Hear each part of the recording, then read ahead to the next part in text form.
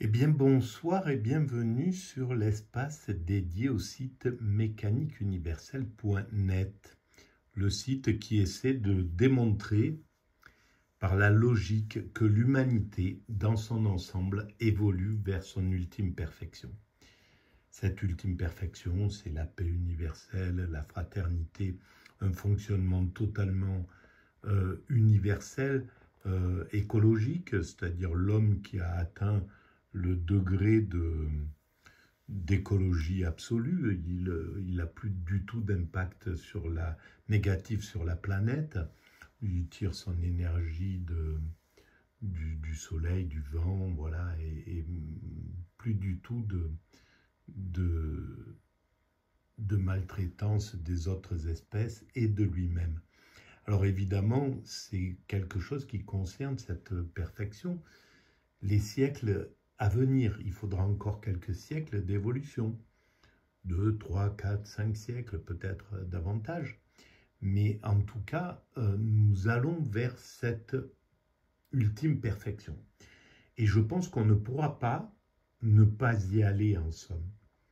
Et même lorsque nous flirtons avec le danger de nous éteindre, hein, avec la guerre, avec le fait d'avoir que ce progrès nous a amené à développer des armes tellement inouïes que nous sommes capables d'interrompre l'évolution de l'humanité pour un temps, hein, parce que même si on partait dans une catastrophe nucléaire, eh bien l'humanité repartirait. Il lui faudrait encore un peu plus de temps, il lui faudrait remettre, etc., un travail, recommencer une humanité en somme. Mais quoi qu'il arrive, c'est le but, c'est le but caché, c'est le but encore inconscient. Mais cette inconscience, on va en sortir. On va commencer à prendre conscience de ce que nous sommes en train de réaliser inconsciemment, cette évolution. Et quand on aura pris conscience de cette évolution, eh bien, on en aura fini avec l'antagonisme, avec la guerre, avec la violence, puisqu'on saura que l'humanité dans son ensemble ne peut pas ne pas évoluer vers sa perfection, bien autant le faire de façon consciente et donc de façon symbiotique. On arrêtera avec le capitalisme, avec la compétition féroce.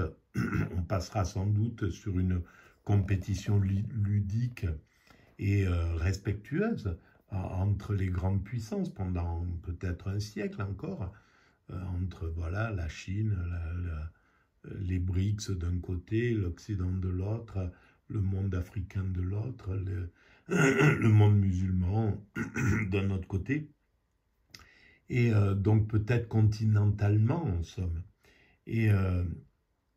Mais cette compétition, on l'orientera de façon ludique, comme les Jeux olympiques, respectueuses, qui n'a plus rien à voir avec cette compétition que nous connaissons et qui cherche à tuer l'autre, hein, c'est tout simple.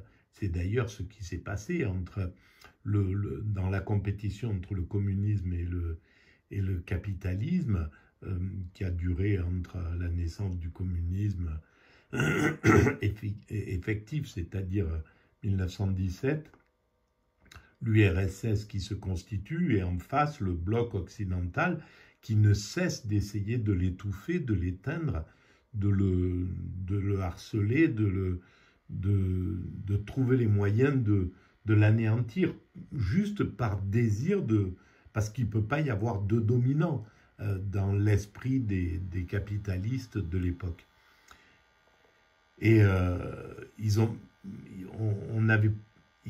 ne pouvaient pas comprendre à quel point cet équilibre entre communisme et capitalisme était le garant d'un équilibre pour l'humanité. Et on le voit maintenant, depuis que le capitalisme a vaincu le communisme, eh bien, et qu'il est rentré dans la toute-puissance, dans le fait de dominer totalement, eh bien, il court à sa perte, hein, à la perte de l'humanité, en somme. Et on voit bien qu'il est parti dans des exagérations, comme n'importe quel système qui devient autocratique, qui devient tout-puissant. Il s'organise pour écraser toute contestation, donc prendre les médias pour que les journalistes ne puissent plus le contrarier, écraser les syndicats, dominer les hommes politiques. Voilà, c'est ce que fait le marché depuis le capitalisme, depuis les années 80, depuis qu'il a vaincu le communisme. Donc, on passera sans doute sur une compétition ludique et bienveillante, et en attendant d'atteindre l'osmose, la symbiose d'abord, c'est-à-dire le fait de travailler vraiment tous ensemble à un projet commun et de tous engendrer du positif pour l'autre, que les Chinois engendrent du positif pour le reste du monde, que les Américains engendrent du positif pour le reste du monde, mais véritablement pas un positif d'égoïste, c'est-à-dire s'il reste des miettes, voilà, vous servez, mais c'est America first, et puis les autres après. Voilà, on ne sera plus dans cet état d'esprit. Donc c'est un niveau de conscience qui doit évoluer, évidemment. Alors, pour démontrer cette théorie, je m'appuie sur des ouvrages que je rencontre de temps en temps, des bouquins que je trouve au hasard des endroits où je chine. Et maintenant, des livres, j'en ai en pagaille et je vais pouvoir travailler à partir d'eux. Mais de temps en temps aussi, je travaille sur des vidéos que j'écoute, sur des podcasts que j'écoute. Et là, il y a quelques nuits déjà, j'ai entendu des émissions, c'était sur Charles Fourier, et c'était les nuits de France Culture. Donc c'est une nuit entière sur un homme, une ville, Charles Fourier à Paris. Et donc, il y a quelque chose de vraiment incroyable chez ce Charles Fourier. C'était un fou furieux, et c'est un fou furieux, pas au sens léger du terme, hein, mais disons un hyper créatif qui bouleversait, qui bousculait tous les dogmes, qui bousculait tous les systèmes, et qui disait des choses super intéressantes. Bon, il était vraiment d'avant-garde, hein, alors sur la sexualité, sur l'évolution, sur la place de la femme, etc. Et je me retrouve beaucoup peut-être même dans sa vie, sur certains plans, et dans sa façon de penser. Alors, je me retrouve dans la façon de penser, pas dans sa vie effective, parce que il a vécu des choses que moi, que l'autisme m'a empêché de vivre en réalité. Mais dans la façon de penser, il y a des grandes similitudes. Eh bien, on va reprendre l'écoute là. On va essayer de commenter quelques passages. Alors on peut lire en même temps ce qui était dit. Charles Fourier, figure du socialisme utopique, est né à Besançon et mort à Paris. Pour Jean Montalbelli, c'est l'occasion en 1980 de parcourir ces deux villes qui ont forgé l'homme qu'il est devenu. Charles Fourier arrive à Paris en 1790, pendant la Révolution. Voilà. Donc là, il parle de la ville, mais c'est pas ça qui nous intéresse là. C'est des choses plus profondes sur le personnage Charles Fourier.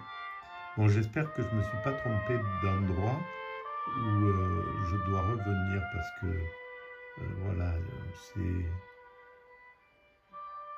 Je sais pas, peut-être c'est bien le bon endroit. Je suis pas très dégourdi avec les vidéos là, c'est un peu à l'arrache tout ce que je fais. Fourier, le gourou des dernières années, va pourtant être saisi par la mort solitairement le 9 octobre 1837. Oui, alors là, nous pouvons imaginer ce que nous voulons, car cette mort a eu lieu plusieurs heures ou plusieurs jours, mais longtemps avant que la concierge, en montant, parce que justement elle ne voyait plus jamais son locataire, le découvre agenouillé au pied de son lit. Et était-il en train de prier ou était-il en train d'élaborer une dernière doctrine pour le bonheur humain, car il lui arrivait de se jeter à genoux par admiration devant sa propre pensée. Alors, ça c'est vraiment intéressant. Voilà, une dernière doctrine pour le bonheur humain. Parce qu'en fait, c'est ça, apparemment, la vie de Fourier. Mais on va creuser un petit peu ce Fourier et je vous renvoie... vous savez, si vous écoutez un peu mes vidéos, que je ne suis pas un philosophe traditionnel qui connaît bien son sujet. Voilà, et j'ai eu une petite conversation, je vous renvoie à certains commentaires qu'il y a eu, les derniers commentaires, que vous pouvez trouver derrière les vidéos, avec un gars qui a bousculé un petit peu justement, et ça c'est très bien, il était virulent contre ma théorie, etc., etc. Et il a traité ma façon de penser de cherry picking, de cueilleur de cerises en fait, hein, je crois que ça veut dire ça. Et il a raison, c'est clair que je picore, voilà, je picore les choses, et il a tout à fait raison. Il avait vraiment bien vu, mais c'est ma façon de faire et elle a aussi sa place dans le courant philosophique, maintenant, à mon sens. Voilà, c'est comme les derniers écrivains qui peut-être écrivent avec l'IA ou de façon en berlan ou j'en sais rien, avec très très peu de vocabulaire, eh ben, c'est l'avenir de la littérature. La littérature telle qu'on l'a connue dans les années 80 ou 70 ou 60, c'est fini. Et on passera à autre chose. Elle existera encore, bien sûr, mais il y a une place dans cette transition pour autre chose. Et c'est pareil pour la philosophie. La philosophie, c'était le précaré des philosophes traditionnels, et maintenant, c'est autre chose. Alors, pour revenir à Fourier, ben, c'est ça, quoi, ce désir d'aider l'humanité, ben, c'est vraiment ce qui m'anime, quoi. Il y a quelque chose comme ça. Et je me jette pas à genoux devant mes propres théories, et je suis pas dans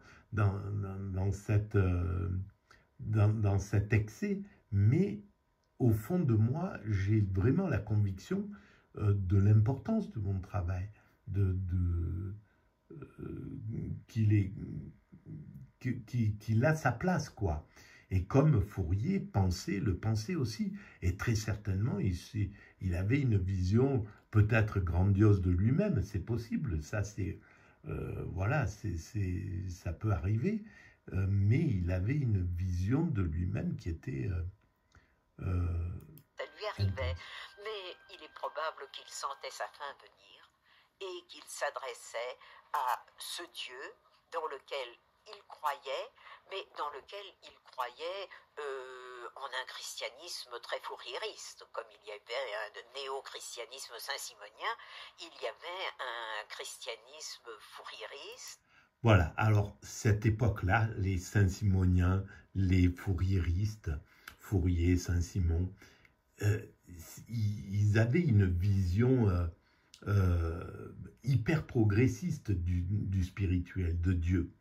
Mais ils pensaient qu'il y avait un principe créateur, qu'on l'appelle Dieu ou quoi que ce soit. Je ne sais pas comment ils l'interprétaient. À l'époque, ils ne pouvaient certainement pas parler de X à la place de Dieu. Ils ne pouvaient pas parler de l'inconnu ou trouver un autre terme parce que les dogmes religieux étaient là, ils étaient présents et ils avaient de l'influence. Donc, ils risquaient gros, en fait, celui qui s'attaquait à l'Église à l'époque. Aujourd'hui, c'est au contraire, c'est même minable de s'attaquer à quelque chose qui n'a plus de puissance, au lieu de s'attaquer au capitalisme, qui est le problème aujourd'hui maintenant majeur. C'est plus le christianisme, c'est plus le spirituel en réalité. Les religieux, c'est des religieux de combat quand ils se battent, mais c'est des politiques, c'est pas du tout du spirituel. C'est-à-dire qu'il tirait Jésus à lui.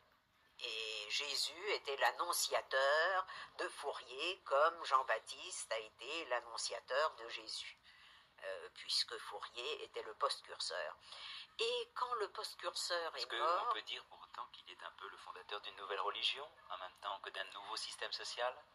Alors, il l'aurait bien voulu, parce que pour lui, religion et système social ne faisaient qu'un, comme pour Saint-Simon d'ailleurs. Alors, si vous voulez, Marx n'a jamais... Et là, je suis tout à fait d'accord avec ça. C'est exactement... Il se trouve que, par naissance, je suis chrétien, mais je suis universel au niveau spirituel. J'aime toutes les spiritualités, mais absolument toutes. Voilà, j'ai autant d'amour pour le judaïsme que pour l'islam, que pour l'hindouisme, que pour le bouddhisme, que pour le zen, que pour les spiritualités traditionnelles africaines, que pour la foi baïaque, etc., etc. Voilà, ou pour n'importe quel syncrétisme. En tout cas, voilà, bon, je ne sais plus ce que je voulais dire. Et oser dire que son système remplacerait la religion, mais comme il a dit que la religion était l'opium du peuple et que lui en était la véritable médication des maux du peuple, c'est bien ce qu'il pensait. Voilà, Marx, c'est ça. Et c'est là où, justement, dans la controverse avec ce jeune gars, qui était très, très intéressante, mais bon, il a abandonné en cours de route Mais il y avait quelque chose de très intéressant dans cette controverse, parce que il était très matérialiste, vraiment athée, anti-religieux, l'image de Dieu, il ne voulait pas en entendre parler. Et ça, c'est typique de ce que des gars avec qui j'ai un peu parlé quand j'allais à la fac en tant qu'auditeur libre. Il y avait cet athéisme qui était de rigueur, quoi. On ne pouvait pas parler de Dieu. C'était quelque chose, même les profs, tout ça, c'était pas possible. C'était quelque chose, il fallait pas parler de ça, quoi. On pouvait, mais disons que c'était un peu le tabou. Et donc, et Marx, c'est la même chose, quoi. C'est christique, c'est le même principe. Et il aurait eu du temps et les moyens, c'est simplement parce qu'il n'a pas eu les moyens de mixer le spirituel avec le marxisme qu'il voulait incarner. qu'il ne s'est pas occupé du spirituel. Sinon, il se serait occupé du spirituel, Marx, parce que ces philosophes-là, à ce degré-là, ils sont trop intelligents pour être athées. C'est pas possible. Et ils le sont pas athées. Il n'y a pas de philosophe, de grand philosophe qui est athée, ou qui pense que, qui pense que c'est pas Dieu tel que l'Église en parle. Oui, tout à fait, mais qui pense que le monde s'est créé comme ça sans puissance créatrice. Non, c'est impossible. C'est trop Tous les faiseurs absurde. de grands systèmes pensent qu'ils sont les remplaçants de la religion en cours. Seulement, C'est exactement Fourier, ça.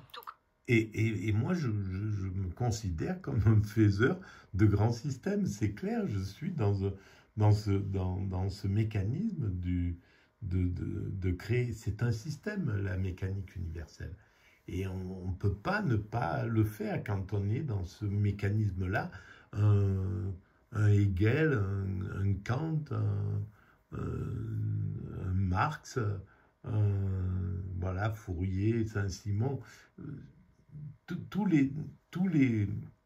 ceux qui créent des systèmes comme ça philosophiques sont convaincus que leur théorie est là pour ou sinon remplacer la théorie classique de l'humanité, soit lui faire un bon, quoi, en réalité. Comme Saint-Simon ne répudiait pas Jésus, ne répudiait pas le christianisme, simplement il trouvait qu'il était accaparé par l'Église, par le clergé, et qu'il fallait lui rendre sa pureté primitive, ce qui depuis n'a pas cessé d'être la préoccupation des rénovateurs du christianisme. Et le libérer de son puritanisme. Ah, alors là, non seulement cela, mais comme toutes les passions et tous les désirs ont été créés par Dieu, ils sont tous bons. Il n'y a pas de mauvaise passion, il n'y a pas de mauvais désir, si étrange qu'il pût paraître, n'est mauvaise que la mise en application d'un désir qui gêne le désir des autres. Ça, c'est génial. Voilà, ça, c'est génial. Et d'ailleurs, un philosophe que je conteste un peu justement pour cet athéisme, mais qui est en train peut-être de revenir vers l'idée de Dieu, c'est Michel Onfray, qui a parlé justement du plaisir qui doit être pris dans le respect d'autrui. Son hédonisme est très intéressant dans ce sens-là. Et c'est ce que préconisait Fourier. C'est-à-dire qu'il n'y avait pas de limite dans le plaisir avec sa femme, avec une femme, avec son compagnon, n'importe. La seule limite, c'est l'autre qui le donne, c'est ce qu'il ne veut pas, on ne peut pas imposer quoi que ce soit à l'autre dans ce désir. Et donc c'était drôlement avant-gardiste en réalité comme façon de penser. La seule limite de votre désir, quel qu'il soit, quelle qu'en soit l'apparente aberration, c'est le désir de l'autre, sur lequel on n'a pas le droit d'influer, enfin on n'a pas le droit de le limiter en tout cas. Donc on limite le sien, et c'est ça l'harmonie.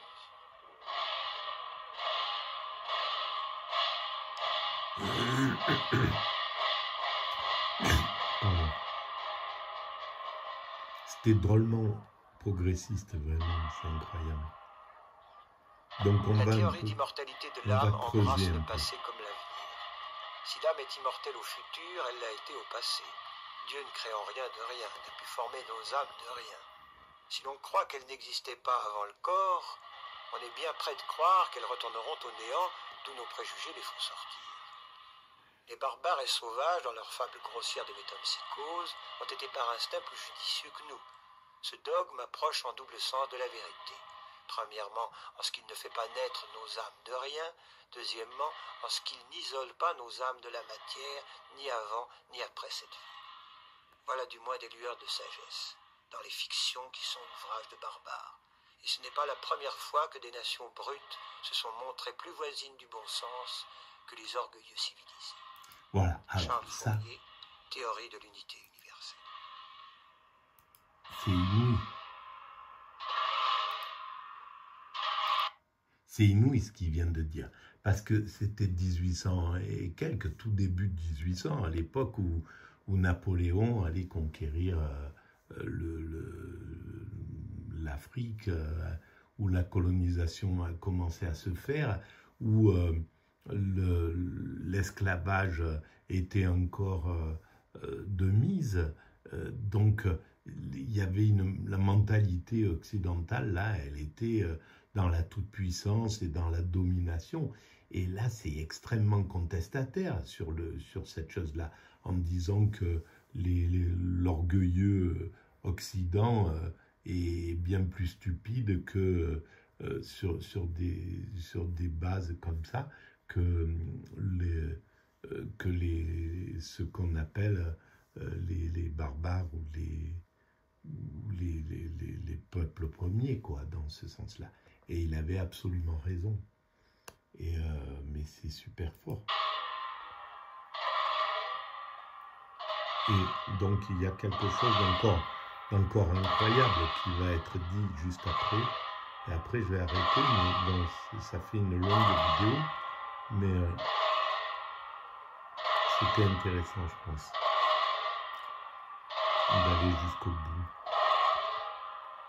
D'ailleurs, si je pouvais les découper, ces vidéos, en 2, ça serait bien, ou en 3, je ne sais pas le faire. Vous avez souhaité rencontrer Henri Desroches, qui est avec nous aujourd'hui pour parler de la religion selon Fourier. Je crois que Henri Desroches est absolument indispensable dans un débat sur Fourier, car La Société festive est un livre clé, et après cela, il a encore publié Les dieux rêvés, qui sont précisément un livre consacré des rapports des utopiens avec Dieu. Alors l'originalité de Fourier et de son socialisme utopique, c'est que ce n'est pas un socialisme athée. Non, c'est un socialisme où Dieu, mais c'est Henri Desroches qui nous le dira beaucoup mieux que nous ne saurions le dire, où Dieu est changé de signe, je crois, n'est-ce pas, Henri Desroches, on pourrait dire ça. Je pense que... Est-ce à cause de l'importance de la formation religieuse dans l'enfance de Fourier? Oh non, mais je crois que de toute manière, aucun des socialismes utopiques français n'est athée. Mais tous sont anticléricaux, anti-ecclésiastiques, et optent voilà. pour un Dieu... C'est exactement ce que je pense. Qui serait passé par un aggiornamento radical. Et je l'ai pensé presque comme un messie de la raison. Donc vous voyez le Dieu de Fourier hérité directement du christianisme. Oh, c'est compliqué. Et non pas lié aux religions de l'Antiquité, voire au bouddhisme. Personnellement, je pense que c'est une résurgence d'une religion de l'Antiquité, qui n'a pas connu le taoïsme. Mais il s'en est pris à tous ceux qui parlaient de religion autour de lui, y compris à Lamennais, le demi-croyant, comme il dit. Il était contre ces cocktails de jacobinisme et de religion. Il était contre la franc-maçonnerie. Il était contre le théophilanthrope. Il avait connu tout ça de première main à Lyon. Il y avait un grand coup à faire en matière de religion, dit-il. Mais j'ai pas voulu le faire parce que moi je veux pas me compliquer la vie. Il a d'ailleurs interpellé le pape qu'il avait mis à l'index en disant comment j'étais votre meilleur allié et vous m'avez mis à l'index, ça ne se fait pas. La seule religion qui lui plaisait un peu, parce qu'il voulait une religion avec un Dieu qui était la cible, comme il disait, d'une foi composée, d'un athéisme composé. C'est pourquoi j'ai baptisé sa religion plutôt un uthéisme qu'un athéisme ou un théisme. C'est un Dieu tel qu'il aurait pu être, tel qu'il n'a jamais été, jusqu'à ce que Fourier l'annonce. D'ailleurs, quelque part, il dit j'annonce un Dieu mécanicien, équilibriste, jouant sur toutes les passions. Mais la religion qui lui plaisait le plus, c'est l'islam. Mais avec le handicap terrible que c'était une religion masculine qui avait complètement évacué la deuxième partie de l'humanité à laquelle il attache une importance, puisque selon lui les progrès d'une civilisation, vous connaissez le texte, se mesurent au statut qu'elle réserve aux femmes. Exactement. Et ça, alors depuis le début, voilà, moi j'ai beaucoup d'amour pour l'islam et pour le soufisme, principalement dans l'islam. C'est quelque chose qui m'a marqué les films que j'ai vus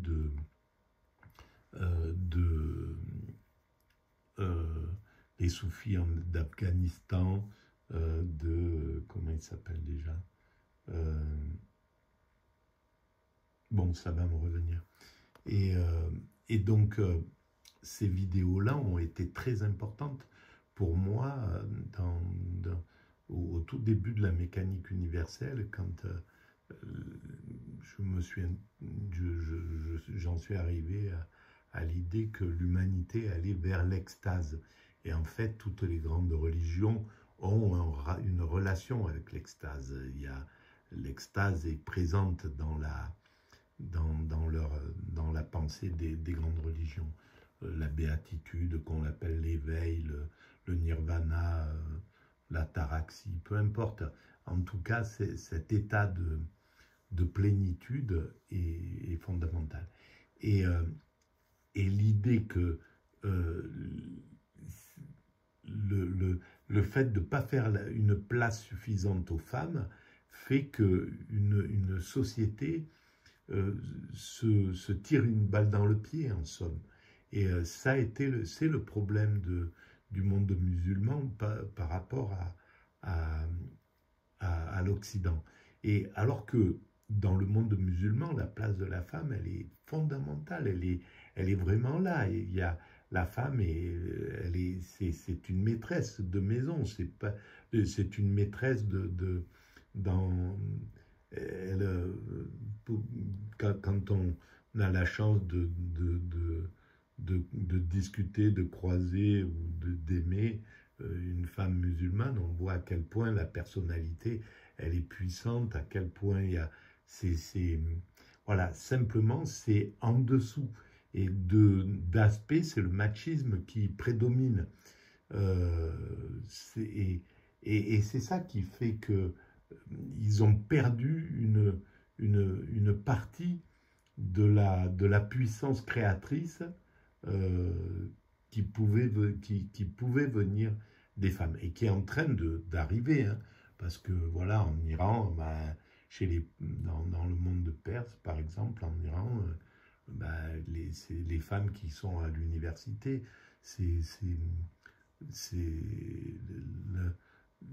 et c'est de plus en plus comme ça, voilà. Donc c'est fini, mais ce machisme, il est en voie d'extinction, ce machisme qui est un peu brimant, quoi. Voilà, mais je trouve que c'était drôlement d'avant-garde. Ce Dieu tel qu'il devrait être défini, est-ce une sorte de nécessité, de raison pour sa théorie de l'unité universelle, dont il fait un peu le pivot, ou est-ce que c'est un Dieu de foi, hérité justement de C'est un Dieu de foi, d'espérance et de charité, mais il a des grands chapitres sur la décrépitude des vertus théologales telles qu'elles sont prêchées, qu'elles sont des vertus simples, fatalistes, irrationnelles. Et il a des grandes pages sur la nouvelle foi, la nouvelle espérance et la nouvelle charité. Qui sont, si j'ai bien compris, une espèce de mélange assez singulier de raison et de passion, c'est-à-dire de passion. On va arrêter là pour cette vidéo, mais je pense qu'il va falloir un peu se pencher sur le cas Fourier. C'est intéressant, donc je ne sais pas comment on va faire, mais je pense que ça mérite d'avancer un petit peu là-dessus. Alors, je vous souhaite une bonne journée si vous débutez la journée, une bonne nuit si vous entamez la nuit. Chose que je fais. Et si vous pensez que ces vidéos ont un peu d'intérêt, vous pouvez mettre des pouces, vous pouvez vous abonner. Vous pouvez mettre des pouces à l'envers, d'ailleurs, il y en a quelques-uns qui font ça, d'ailleurs. Donc, je n'aime pas les vidéos, ça arrive, et c'est normal. Vous pouvez envoyer le lien à vos amis, vous pouvez écrire des commentaires, ça fait avancer la visibilité du site, et vous pouvez aller visiter le site mécaniqueuniverselle.net. C'est là où j'ai écrit la théorie à 23 ans maintenant, 24 ans. Voilà, en tout cas, je vous remercie d'être présent, je vous remercie de votre écoute et de votre présence. Et je vous dis à très bientôt. Merci, au revoir.